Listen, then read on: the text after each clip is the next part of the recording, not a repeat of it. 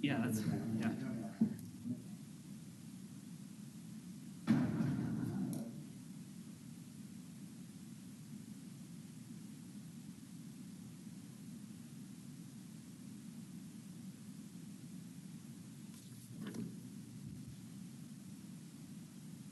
That.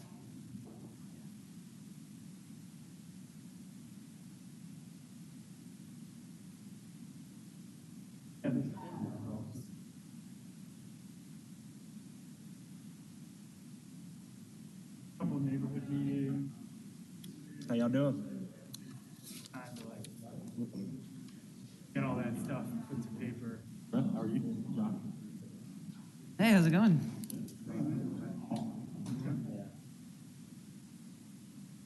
Only got one left, so here's hoping they don't do another one. I was gonna leave. Yeah, no, this was their last one, yeah. So, if anything else comes up.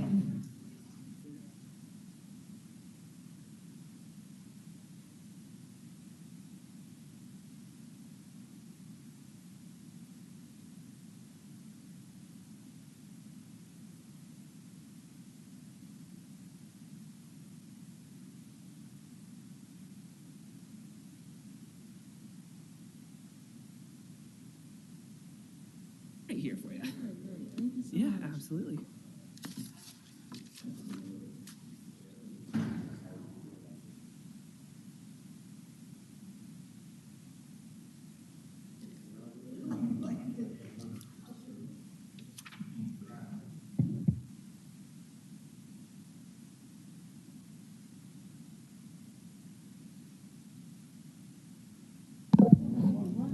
Are you ready? Jeffrey, are you finished? Done? Yes, okay.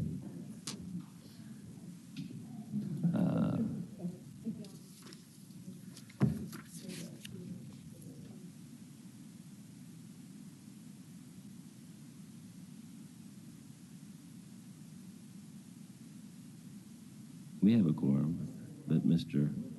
Chairman is busy.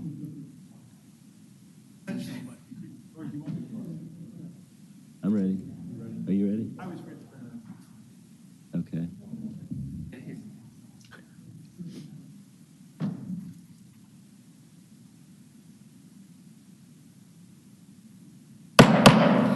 Good afternoon. The Board of Adjustment meeting for December 22nd, 2021 is hereby called to order. I'm Tim Rainey. I'm chairman of the board. Mr. Josh Whitehead serves as secretary one last time.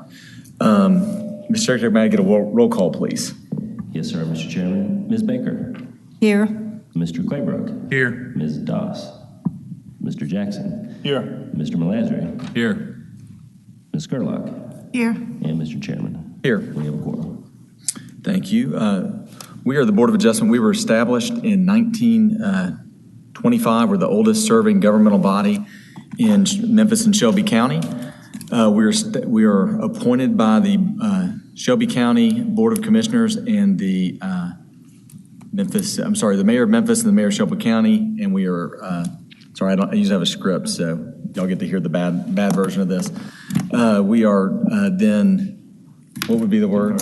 Confirmed by the Board of Commissioners for the Shelby County appointees and the City Council for the city appointees. We serve without remuneration.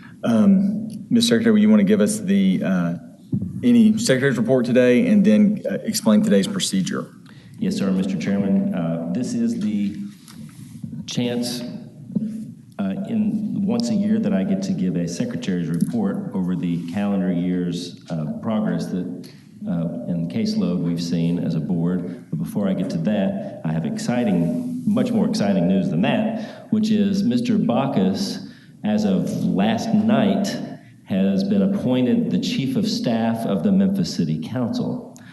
So he will be starting that role January 3rd. And so that's a well-earned position. And this will be capping a 34-year service to DPD. Wow. So Congratulations, sir. Secretary's report. We list this the same way each year. The first category being attendance. Gold stars go to Mr. Chairman, Ms. Baker, and Mr. Malazri, with silver stars to Mr. Claybrook, Ms. Doss, Mr. Jackson. Ms. Scarlock gets bronze, and the other medal we will not discuss. Of course, she's not here, so we wouldn't be insulting her. So we talk about our experience with telephonic meetings early in the year, and we transitioned to a hybrid model mid-year before the executive order by the governor expired allowing telephonic meetings. And since, let's see, June, we've been having our meetings. Caseload, this table I use that goes back to one of our highest volume years, 1986, shows that we've pretty much leveled off in the last 3 years at about 140 cases. And category number 3 in our report, we go through some significant cases, significant in economic development impact or controversy, and I listed about 12.5 cases there.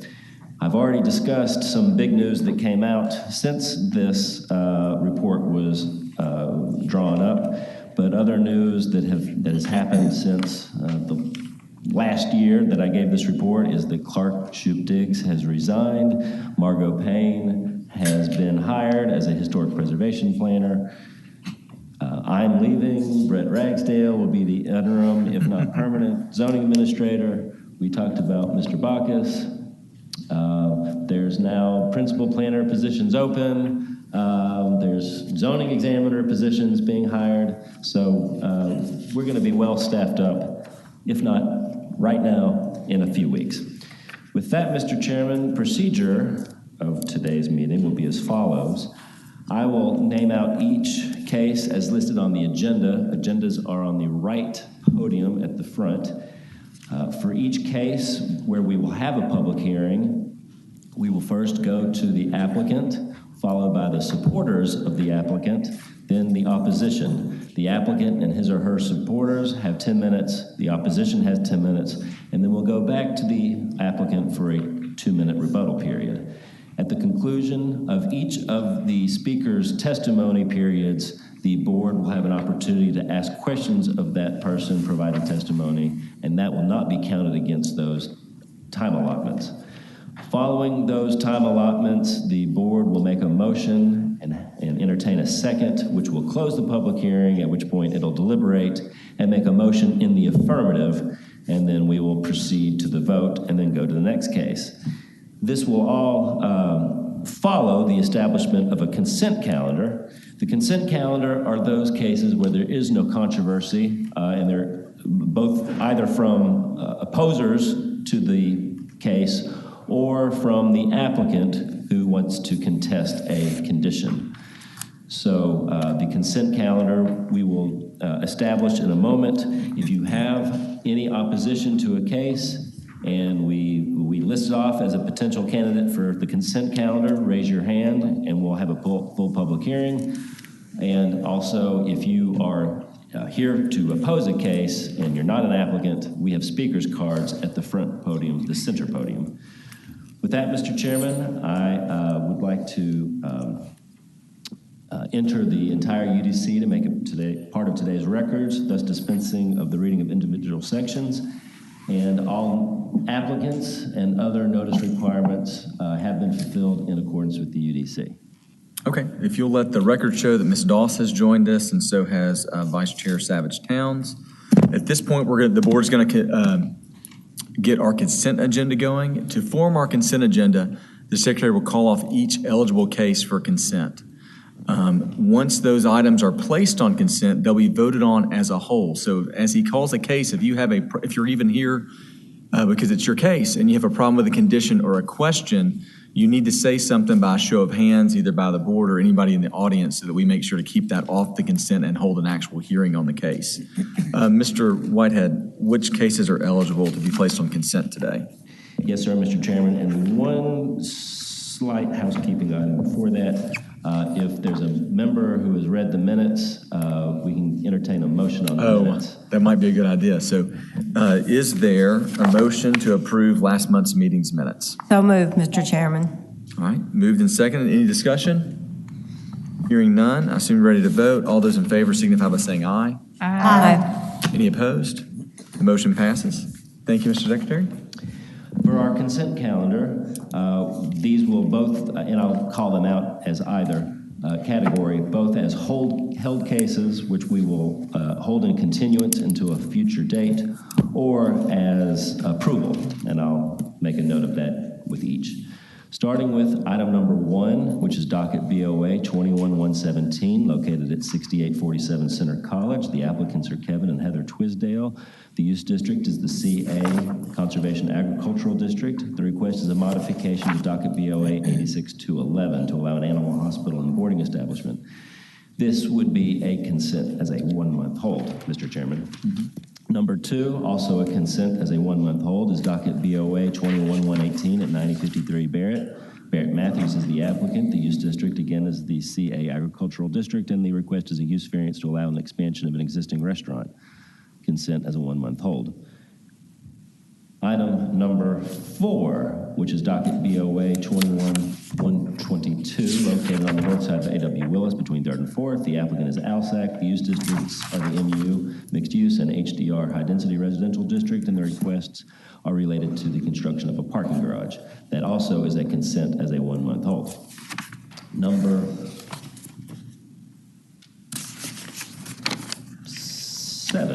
7 is also a consent as a hold, but as a 2-month hold. That's docket BOA 21127, located at 9334 Walnut Grove. The applicant is Braden Walker. The use district is the CA Conservation Agricultural District, and the request is a variance from 724A28 to permit a landscaping business dispatch center. Item number 8. This is our first consent as approval, Mr. Chairman. Item 8 is docket BOA 21138, located at 2417 Jackson. The applicant is Torrance Brooks. The use district is the residential urban RU1 district, and the request is a conditional use permit to allow a boarding house. Item number 9 is withdrawn, Mr. Chairman, as indicated in gigantic lettering. Number 10 is docket BOA 21144, located at 849 Stonewall. The applicant is Blake Graves. The use district is the residential 6 historic overlay. The request is a variance from 272A1 to allow a detached garage to encroach into the required side and rear yard setbacks. That would be a consent as a whole. Consent as approval. Item number 11, docket BOA 21145 at 902 Meta. The applicant is Dana Bottenfield. The use district is the R6 Historic Overlay District, and the request is a variance from subsection 444A to allow a driveway wider than 16 feet. 12 is, again, consent as approval. Docket BOA 21146, located at 1086 Vance. The applicant is South Front LLC. The use district is RU3 Residential Urban.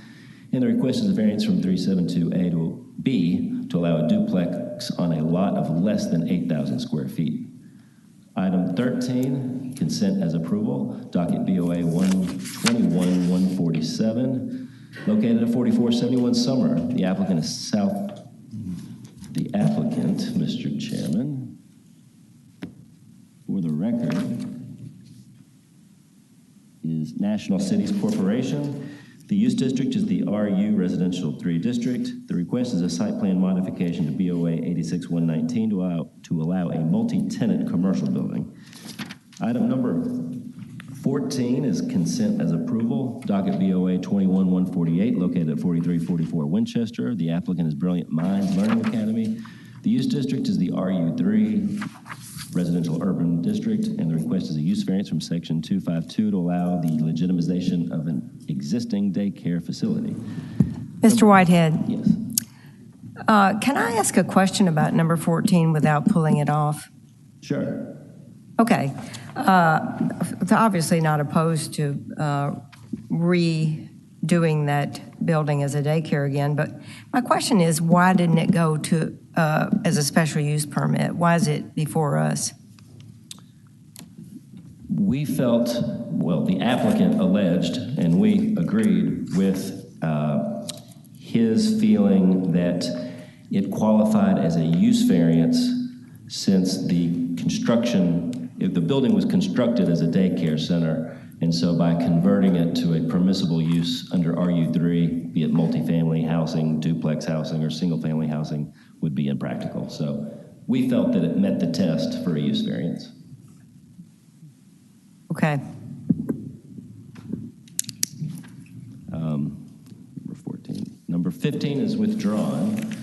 Number 16, docket BOA 21151, located at 6200 Ricks Road. The applicant is Robert L. and Teresa G. Henderson. The use district is the CA Agricultural District. And the request is a variance from item 272D1C to allow an accessory dwelling unit of a size not otherwise permitted. Number 7, that's consent as approval. Number 17, consent as approval, docket BOA 21152, located at 2013 Portland Place. The applicant is Susan Andrews. The use district is the RU1 Residential Urban District, and the request is a variance from 361 to allow an encroachment into the required rear yard setback. And finally, Mr. Chairman, number 18, consent as approval, docket BOA 21153, located at 1212 Valentine. The use district is the Residential Urban RU1 District. The applicant is The Works LLC, and the request is a use variance from 252 and a parking variance from section 453 to allow a mixed-use redevelopment at the former site of Northside High School. Okay, thank you, Mr. Chairman. So would someone on the board like to give a motion to approve case number 1 as a hold, 2 as a hold, 4 as a hold, 7 as a 2-month hold, 8 as approval, 10, 11, 12, 13, 14, 16, 17, 18, all as approval, as conditioned by staff? So moved. Second. Being moved and seconded. I want to remind everybody that by voting on these cases, you have said that you would then, you have read the cases, you're in agreement with all conditions. Mr. Jackson is going to not be, he's recusing from number 18, correct? Correct. So just let the record show that. Mr. Whitehead, will you give us a roll call, please? Yes, sir. Ms. Baker. Yes. Mr. Claybrook. Yes. Ms. Doss. Yes. Mr. Jackson. Yes. Mr. Malazri. Yes. Vice Chair Savage Towns. Yes, I find that the standards of 9.22.6 of the UDC are being met and will not be unduly detrimental to the properties in the vicinity. Ms. Carlock. Yes. Mr. Chairman. Yes. That's 8 ayes. All right. If you are here for those cases that were called, you have been either approved or held as requested. So, Mr. Whitehead, will you please call the first case we're going to hear today? Yes, sir. Item number 3 is docket BOA 21121, located at 2250 Central. The applicant is Dixie Rents, Inc. The use districts are the CMU1 commercial and RU3 residential zoning districts within the Midtown overlay. The requests are from section 483, 847, and 848 to allow commercial uses at the northeast corner of Central and New York. All right. Is the applicant present? Okay. Is there any opposition to this case that's here today? Seeing none. Mr. Skinner, I think we remember this case at Dixie Rents. Can you give us an update of what maybe has happened in the last little bit? Sure. So Lucas Skinner with the Division of Planning and Development. Since October, the main reason this was coming back was for a site plan to be shown. So this is what the applicant has submitted. So if you remember, the main use that isn't technically a part of this application is 2256, which is there sort of on the right. Then everything else associated is 2250, which sort of surrounds in an upside down L around that site. So this is what they've submitted. The main things I just wanted to call out, the applicant is proposing to do a new curb cut on the south side of the property along Central, and then to close the existing curb cut, which right now is along Philadelphia on the west side of the site. And then as you can see, the storage containers that they were proposing would be sort of along the north side of the main structure at 2256.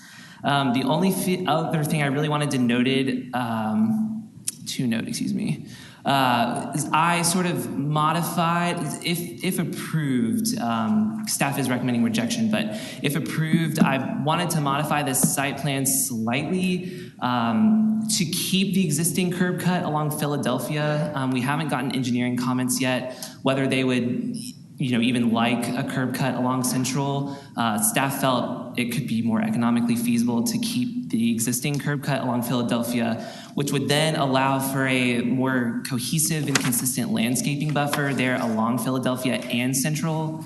Would keep that closed, and then to move the parking to the east side of the lot and not along the west side. Everything else is basically just landscaping. So that's pretty much all I have as far as an update, but I'm definitely available for any questions.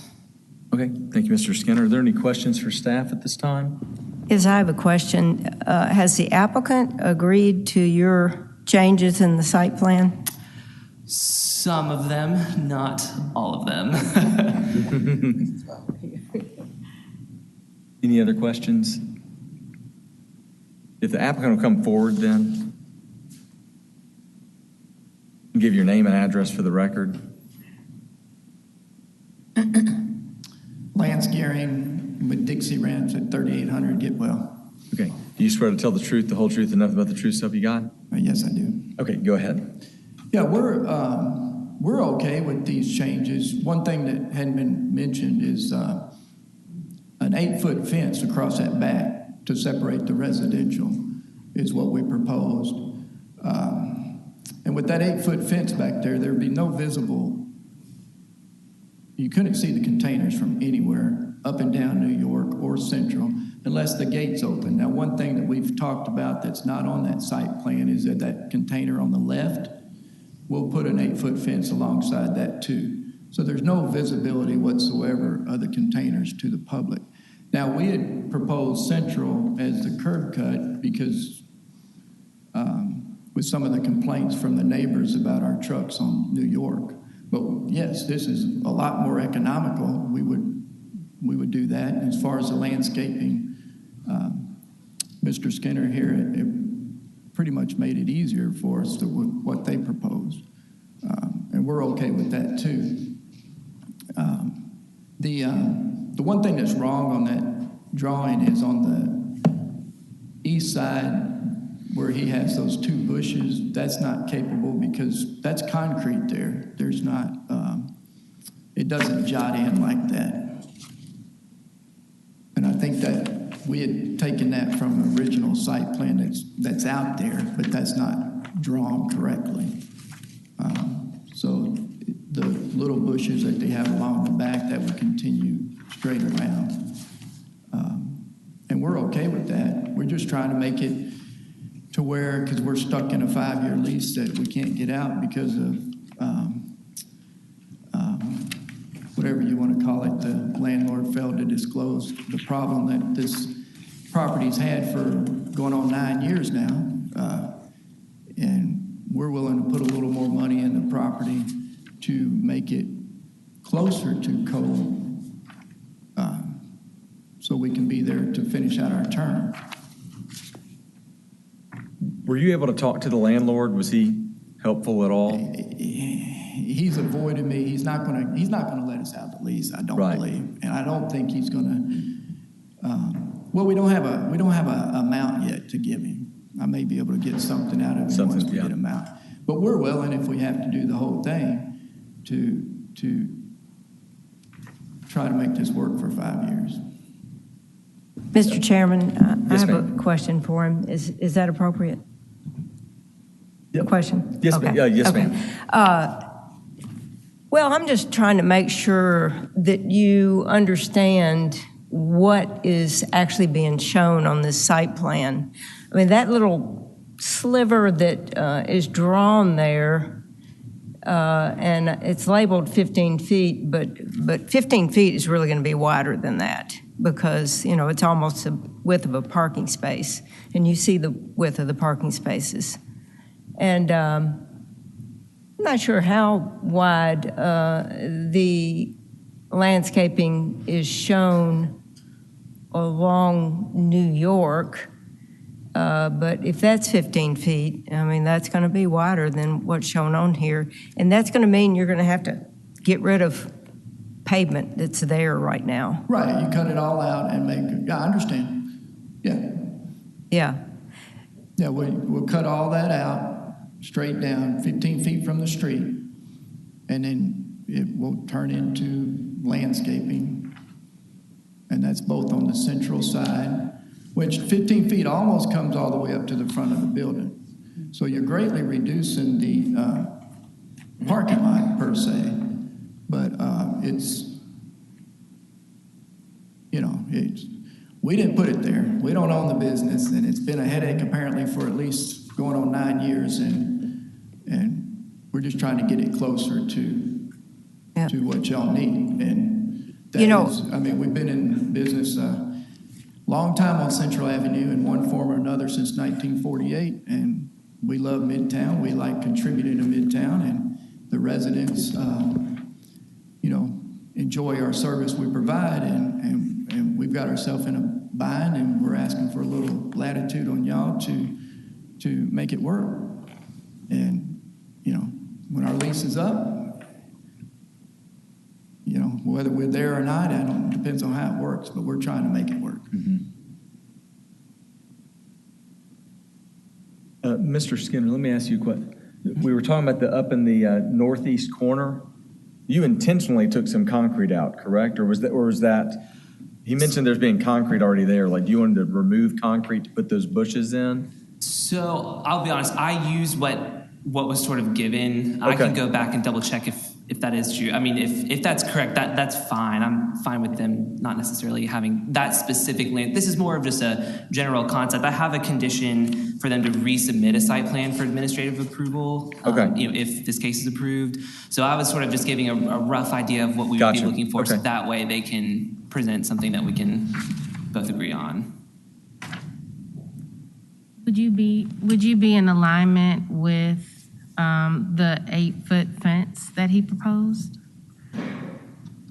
Yes, there is a buffer needed along that fence, or that northern property line per the residential uses with the containers, well, and the outdoor storage in general.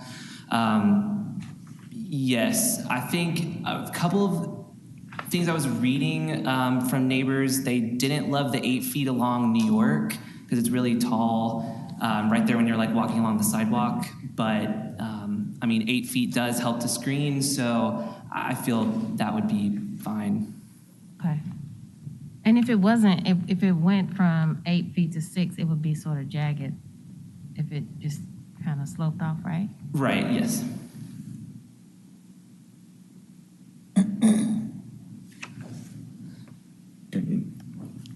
Excuse me, any other questions?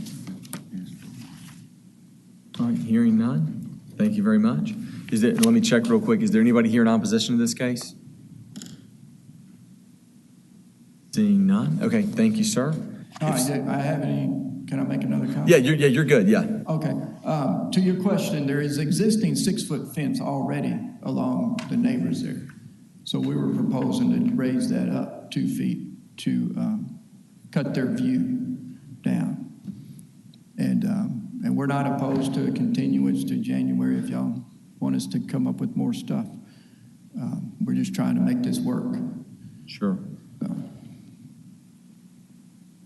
Then if you're saying that, I wouldn't mind that if you could bring us the actual site plan of the way the landscape would look with the cutout correct and stuff like that. That would be fantastic. And we can do it to scale about how far in the curb would be with the existing fence and everything. Yeah, that'd be great.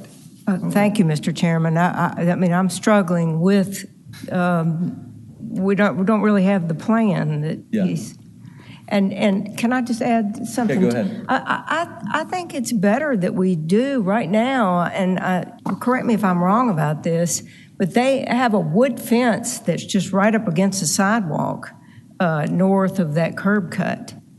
And, you know, it's unsightly, a wood fence right up against the sidewalk like that. So I would hope that, and I don't know what the dimension is. Yeah, there it is, see? I don't know what the dimension is of that setback with some landscaping on the outside, but I think it's needed.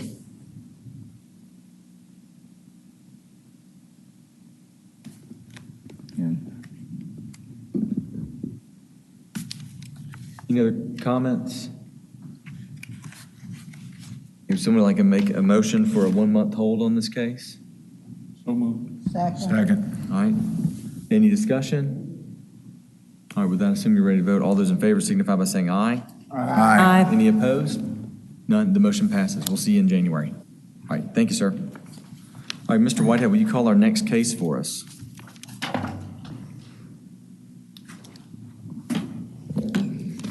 Yes, sir. Number 5, agenda item number 5 is docket BOA 21-135, located at 2681 Mount Moriah Road. The applicant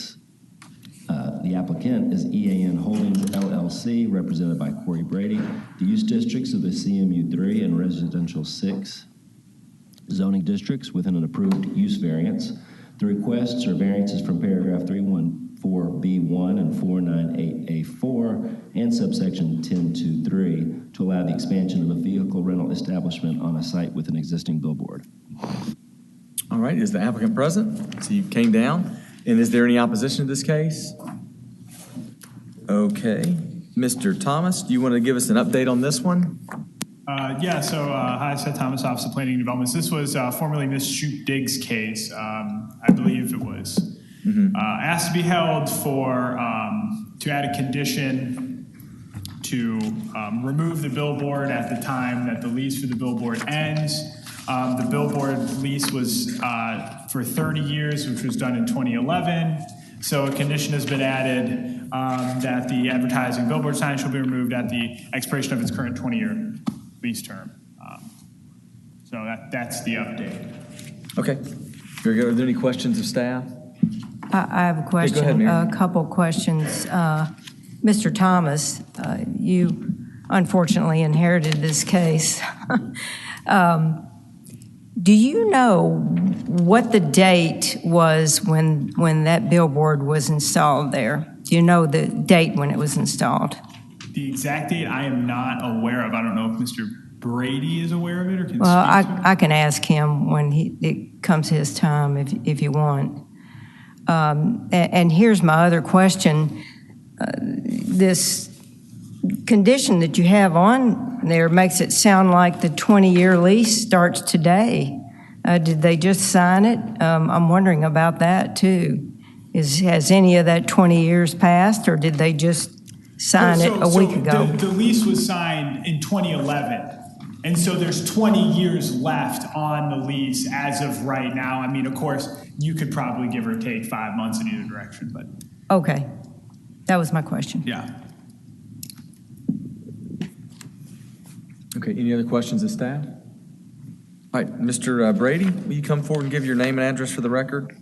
Thank you, Mr. Chairman. Corey Brady, 9967 Bentwood Creek Cove, Collierville, Tennessee. Okay, do you swear to tell the truth, the whole truth, and nothing but the truth, so help you God? I do. Okay, go ahead. Ms. Baker, yes, the lease was signed in 2011, and as Seth has stated, it has 20 years remaining on the term, and that's a hard stop after that, the remaining 20 years. So that hopefully answers that question. And I believe this sign was originally erected in 1997, as I believe it to have been. But my client, actually, the owner of the property and representatives for them, is actually on his way trying to get in if you had any additional questions, but he firmly agrees to the condition adding to terminate the billboard at the termination of that contract. Okay. Are there any questions for the applicant? Seeing none, I'm going to ask if there's any opposition again. Seeing none, is there someone on the board that would give a motion to approve agenda item 5 as conditioned by staff? So moved. Is there any discussion? Seeing none? Oh, yeah, go ahead. Yeah. I have a discussion that I would like to make on this. I'm wondering if that 1997 date of installation is correct, because it was 1982 when it became not legal to have two principal structures on one lot. So it was actually, would have been installed after it was already not allowed there. Just pointing that out. I know some permits were issued that shouldn't have been, and so on. I didn't have a lot of access. Everything kind of pointed to 1997, and that led to the historical code. The date of actual erection, I couldn't pin that down.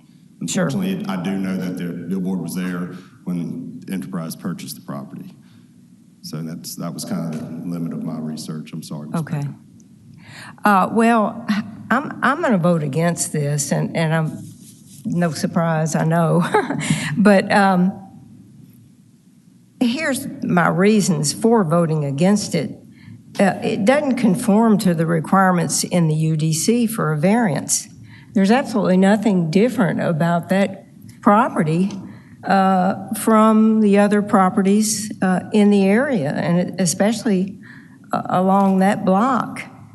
And yes, the car rental is permitted by right, and the car wash accessory that they want to add is permitted by right. But this is not a legal location for a billboard. It's not, because it's not within 300 feet of an interstate highway, and that has been in the zoning code long before the UDC was adopted. And, you know, if we want our major roads to be attractive, then, you know, the road to getting there is one decision at a time, because we're a totally developed city. We don't have very many green fields at all. And so every time we make a decision, you know, that doesn't take a big sign off of a corner that should go, then, you know, we're pushing out the time when our city is more attractive and more enjoyable for the people who have to use those streets. 20 years, goodness gracious. I mean, you can't even remember to implement these time limits when they're 5 years. There's one on Union that was approved with a 5-year time limit, and it's been probably 15 years. It's still there. And 20 years is just impossible. So that's how I feel about it, and because of all of that, I'm going to vote against it. May I address Ms. Baker or speak to her comments? You can't. We can vote to see if we want to hear from him. We're just giving comments at this time. It's already in discussion. Any other comments? Yeah, Mr. Jackson. Go ahead. No.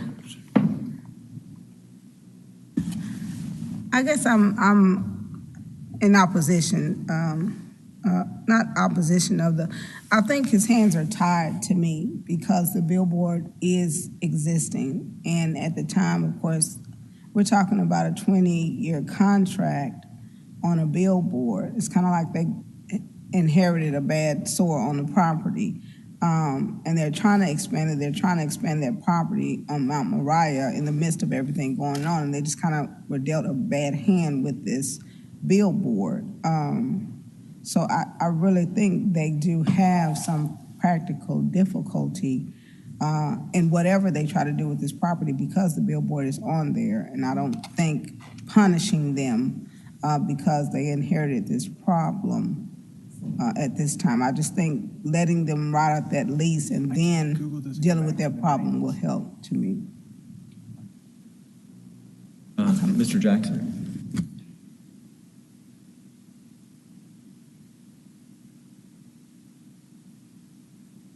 You know, I agree with Madam Vice Chair, but Ms. Baker, I also see your point. It's a no-win situation. It absolutely is. Unless the owner is willing to shorten that time on the billboard. He's asking this board to allow the expansion of the existing facility that's there. And legally now, he can't do that. So my question is, what is he giving in return for that? Which one's more important, billboard or the expansion of the business? I'd like that question to be answered. I think that's a fair exchange. Now, that doesn't mean he has to take the billboard down next week, but 20 years is a long time. In fact, 20 years, I probably won't even be here to see it go down. And as a landscape architect, the visual quality of that environment says something. So I look at that as an alternative or a question that maybe we should get an answer to. Okay, so if we're gonna ask the question, which we can, we need 5 votes to open that back up. So are there 5 hands that would want to hear that question answered? Yeah, okay, very good. Now you can answer his question.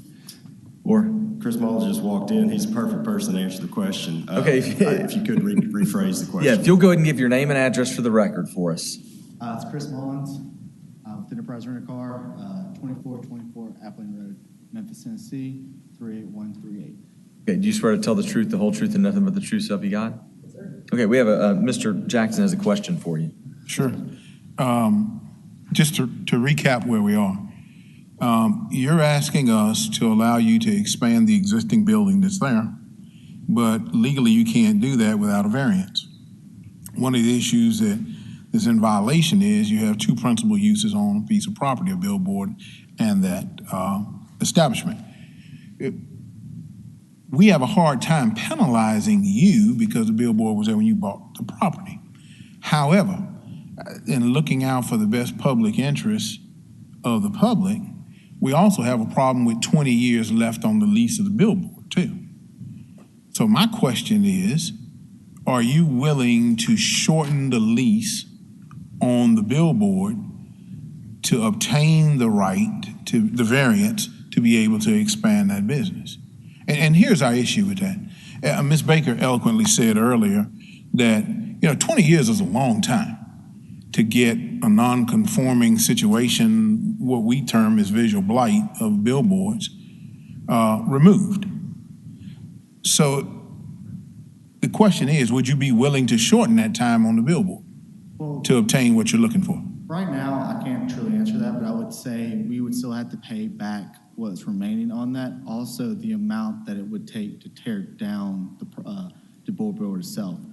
I know from experience, there was one when we built our project on Union, and they had a billboard there, and it was north of $75,000 for us to get it taken down.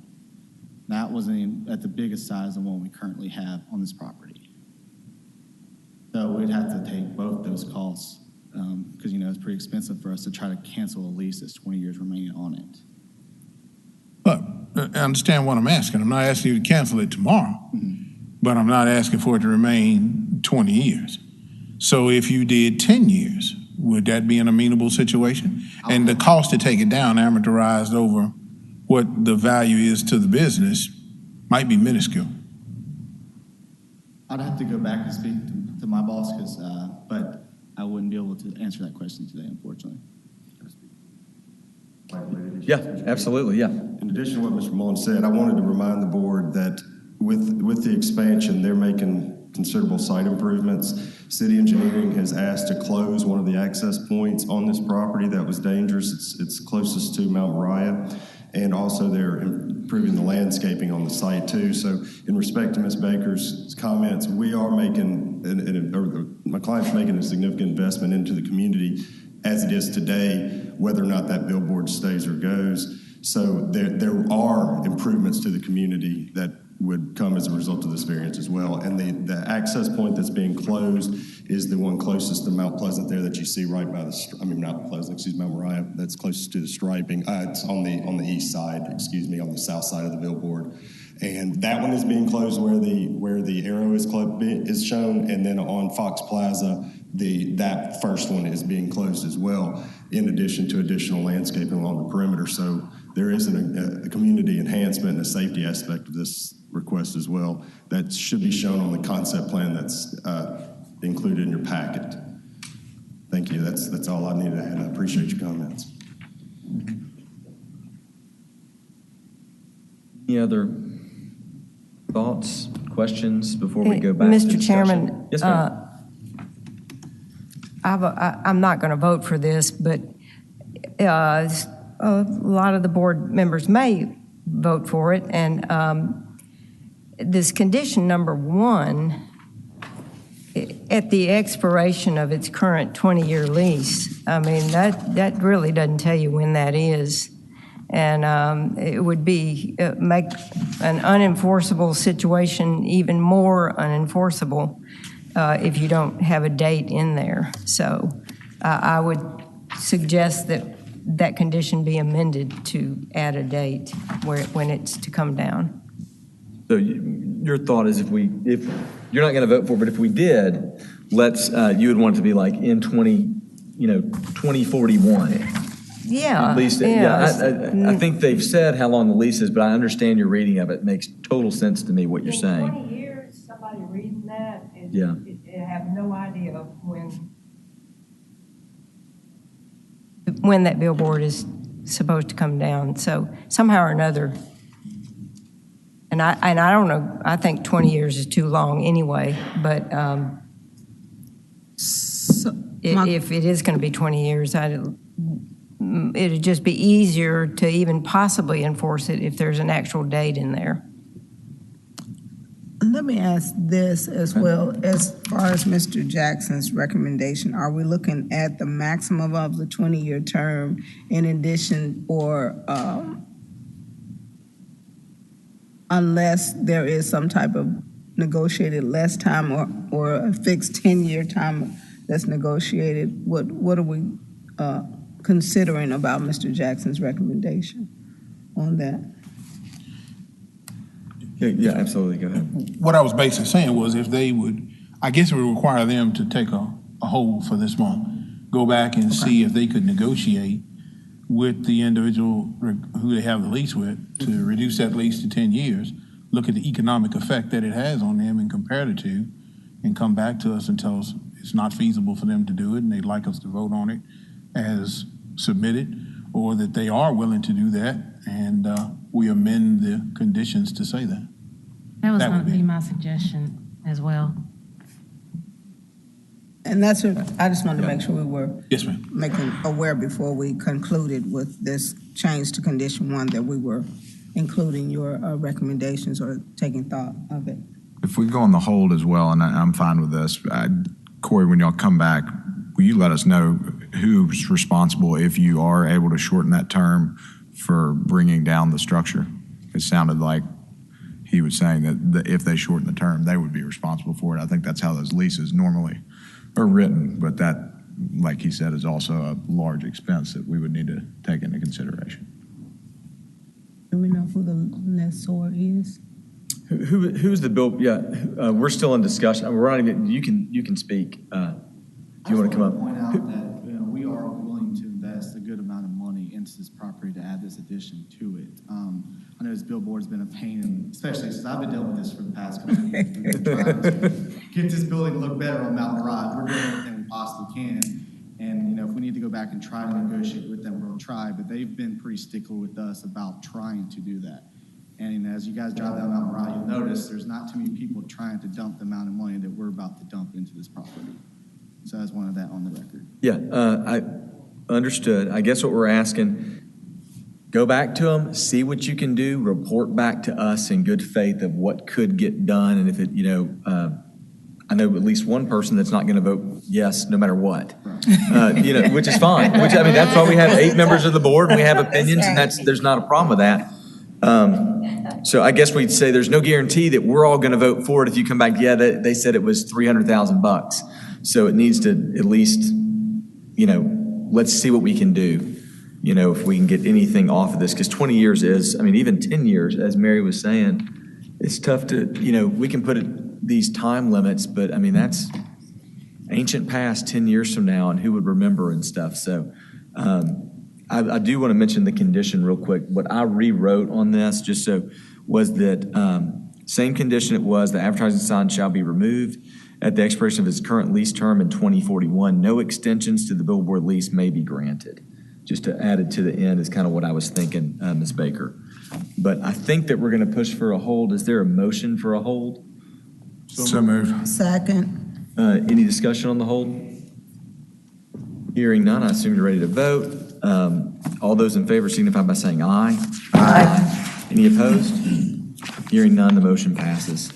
Thank you guys for coming back. We like seeing you, so we figured one more month, right?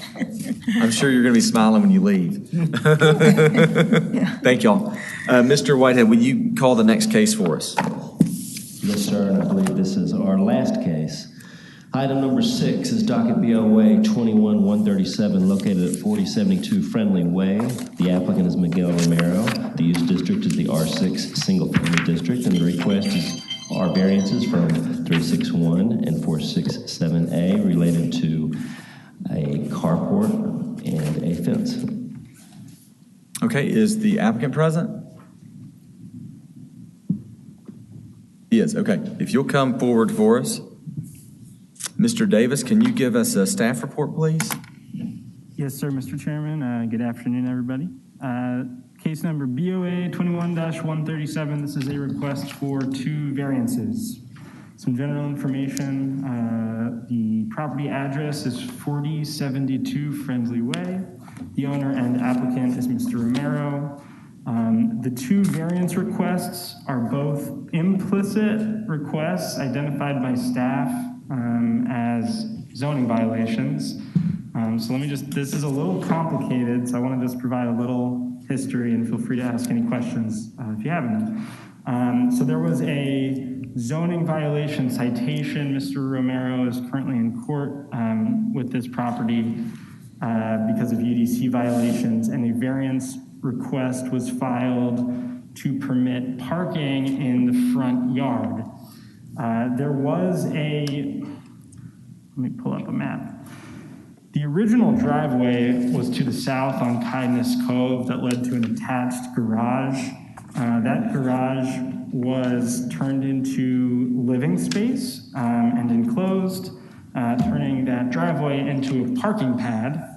We have a prohibition on parking pads in the front yard, but not on the side yard, and that is the side yard. So we determined that that parking pad is permitted by code. A second curb cut was cut on Friendly Way at the northwest of the property. I don't believe a permit was received from the city engineer. And a carport and then a garage to the posterior of that carport were added, neither of which received building permits from our division. Mr. Romero would like to connect both of those driveways, and we have a site plan here. It's not very detailed, but it gives you the general idea. And we would consider that connected driveway to be a circular driveway, which, if the curb cuts are both permitted, we allow you to park in the circular driveway. So you are allowed to park in the front yard if it's not a parking pad, but a circular driveway. So the existing parking pad is fine, and the circular driveway that you would park in front of the house is also fine. So we removed that variance request. There are certain standards that would have to be met, namely each curb cut each driveway has to be a maximum of 16 feet wide at the right-of-way. Mr. Romero, I think, wanted to do wider driveways, but that request was not ever given to us, so it's not one of the variance requests that you're considering today. So what are the 2 variance requests that we identified as being necessary? Well, the first one is the addition of the carport and garage, which violate both that interior side setback and the rear setback. We don't have exact dimensions on that. It's just based on this aerial photograph. The rear setback is 20 feet, and that interior side setback is 5 feet. The second variance request we identified as being necessary is related to a fence. We do have some elevations. So here's the proposed fence for Friendly Way, and also the proposed fence for Kindness Cove. If you look at, well, let me back up for a second. This is, again, a little complicated. So the UDC has different requirements for fencing at single-family properties, single-family houses, if they are located between the front facade of the house and the right-of-way or anywhere else on the property.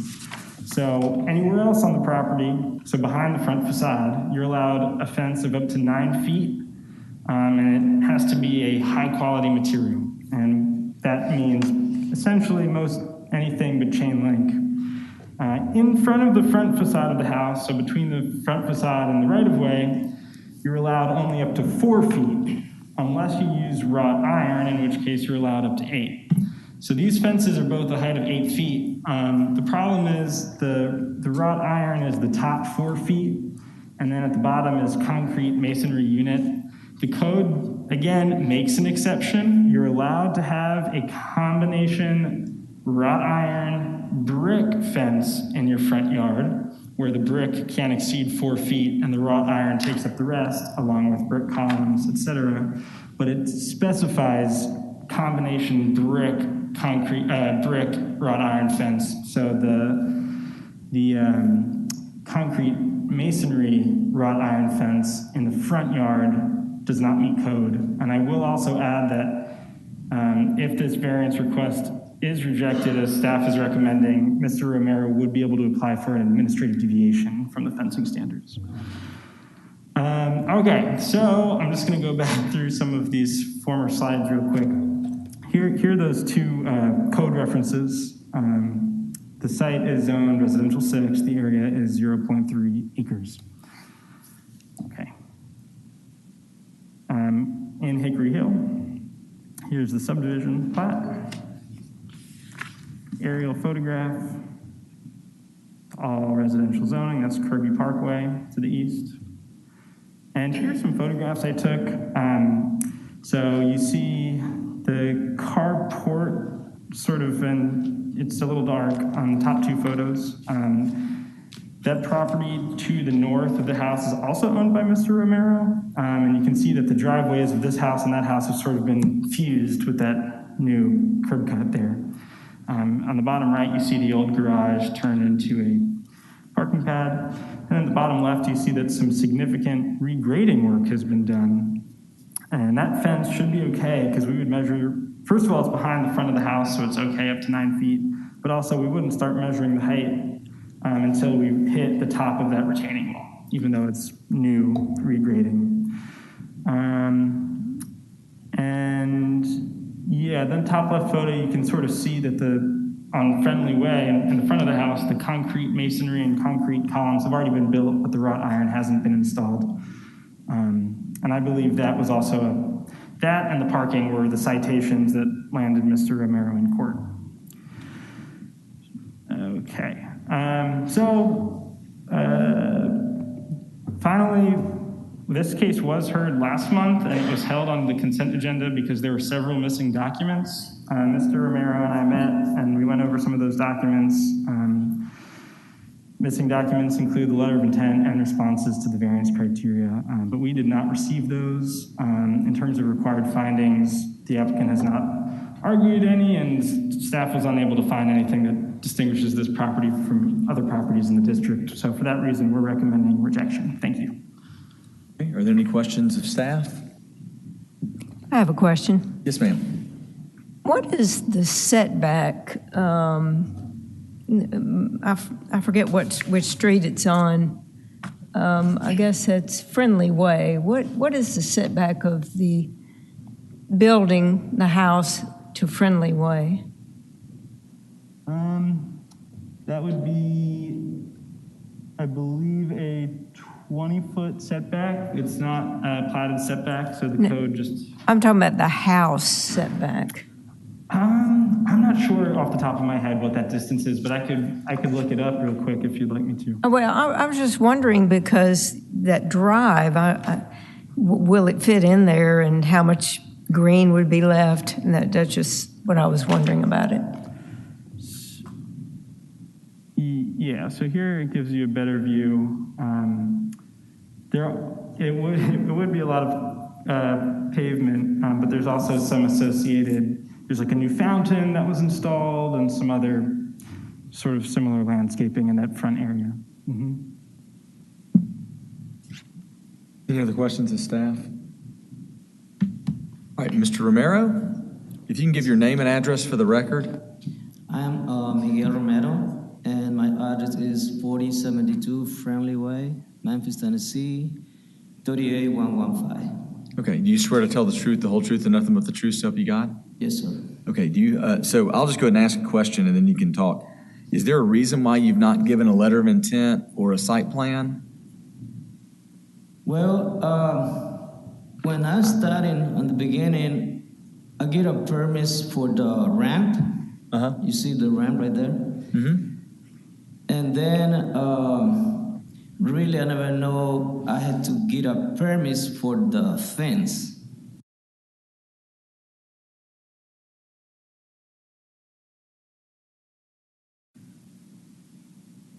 And for the connecting the driveway. So when the inspector got to my house, he asked me for the permits for the fence, and I say I don't have it. Mm-hmm. And there's a reason. The reason he take me to the court. Right. So when I bring the drawings, I make it on the beginning. I speak with Mr. Brian, and he approved. He says okay the fence, but then he say he can approve the driveway. Mm-hmm. So we started do the bothering and everything, and Mr. Davis, he tell me he can approve the driveway if he undo 16 feet on the ends. Okay. And I say I can do the part, and then he'd see the carport I have, and it's in line with property. So I tell him I'm gonna remove the carport because I want to make a new addition on the backside tied to the house. So I'm gonna remove the carport, but I need your help to me for the fence and the driveway. Okay. So I think the fence, we're not even talking about the fence, correct, Mr. Davis? Like that's allowed by right, the way he's building it? So if you look here, so the fence wraps around the property along the right of way. To the south, there's two things in its favor. It's behind the front of the house, and it's also on that retaining wall, so it's probably okay. But on the front of the house to the west, the code would allow it if it were brick, but since it's concrete masonry, Gotcha, okay. it's not allowed by right. Gotcha, okay. So here's what, I'm trying to lay out what we need to be able to make a decision. You need to talk to a surveyor or a planner and have them actually scale model, draw this out so we can see what we're deciding. And that's called a site plan. So you'd have a surveyor come out, look at the house, show us all the improvements, and so you'd have one of what's there now, and then you'd have another one of what you want to put there, where the driveway is going to go, so we can see how much grass is left over. If you're going to take the carport down and add to the back, kind of show those changes that are going to happen, and that's what we can decide on. With the information we have, we can't really make a decision today. Okay. Does that make sense? Yes, sir. Okay, so that's what we're going to need. I mean, you can, if you have anything else to say, you can, but I know I can't make a decision without a site plan and a letter of intent. Mr. Chairman, may I ask you a question? Yeah.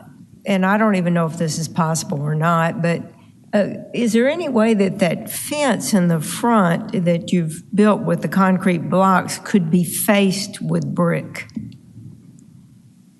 Because I have seen walls that have been built with concrete block and then faced with brick. So it's just something to consider whether you can make that happen, because it would then bring your fence more into conformance. Well, I try to do the slurry look like a stucco, and then paint. But if it's the case, I can get the thin brick and put the brick on face. Okay. Could you do a stucco fence even? That would need a variance to even do stucco, correct, Mr. Davis? It would need an administrative deviation, which is just approval by the zoning administrator. Okay. But also a variance would work. Would work, okay. I did that. All right, any other questions for the applicant or comments? So here's what I think we should do. I think we're going to hold this case for next month. It'll give you a chance to get with a surveyor or a planner. I'm sure Mr. Davis I can give you some names. There's surveyors out there that can come out there. They'll draw the property to scale and they'll put your improvements on it. So then we can really see what we're looking at and what it's going to look like when it's complete. And then we also need a letter of intent, correct? And responses to the variance. Say that again, sorry. The responses to the variance criteria in the letter. Yeah, so there's some criteria of why you think you should get a variance. That needs to be filled out. You may want to fill those out first to make sure it looks like it qualifies for a variance, because you have to have a unique piece of property that can be used in a certain way or can't be.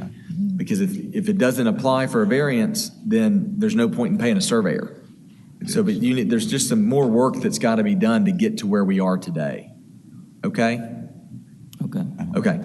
All right. So is somebody give us a motion to hold this case for 1 month? Second. Being moved and second, is there any discussion? Hearing none, I assume you're ready to vote. All those in favor signify by saying aye. Aye. Any opposed? Hearing none. You're held for 1 month. Question. Yeah, go ahead. I had the court for January the 21st. So the judge, he want to see a progress. He want to. I think you should be able to tell. You should be able to tell the judge that you went here and they held it for you to bring more information. So you're working through that. And I would call. Is it in environmental court? Have you been dealing with anybody in particular there? Like, has there been who?